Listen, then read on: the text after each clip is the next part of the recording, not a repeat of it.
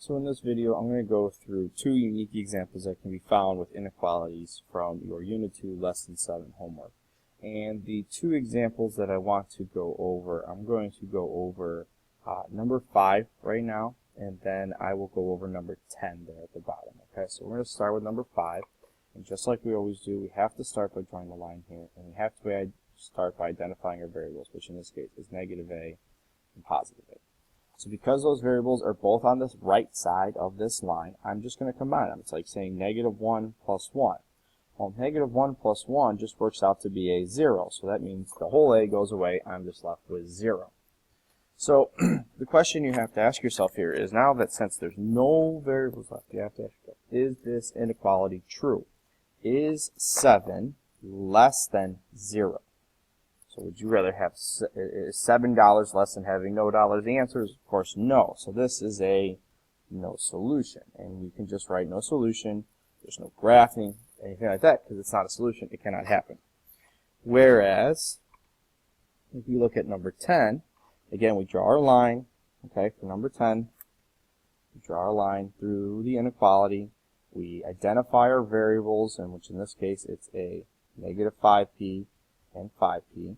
Okay, so then I have, since they're on the both on the right side, I have to do negative 5 plus 5, which is, again, like we did last time, 0. So they go away, you're just left with negative 6.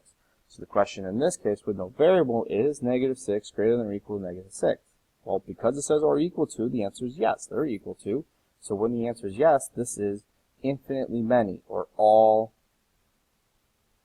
real numbers. Okay, so we can fall into the case where sometimes once my variable goes away, where the coefficient is 0, then you have to ask yourself, is this inequality true or is this equality false? This is a little bit different than what we have in number 9, because if you look at number 9, okay, again, we draw this line through the inequality. We highlight our variables 5m and 8m. Just like we've talked about, they're on the same side, so we can combine them, and 5 plus 8 is 13m. So I still have my variable. The variable is still m because the number in front of it is 13. So how do I get that by itself? Well, opposite of multiplication is division. 0 divided by anything is 0, less than or equal to m. Don't like this order because we always like our variable first, so we got to flip our sign and write it. So m is greater than or equal to 0. That is okay. 0 is an actual number. Represent graphically. You get negative 1, 0, and 1 here.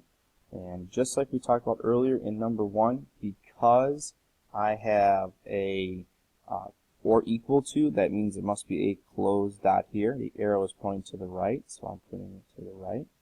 For the interval, don't freak out with interval, because if it's greater than, that means you automatically start with the number you have and then to infinity. And that's our answer for number 9.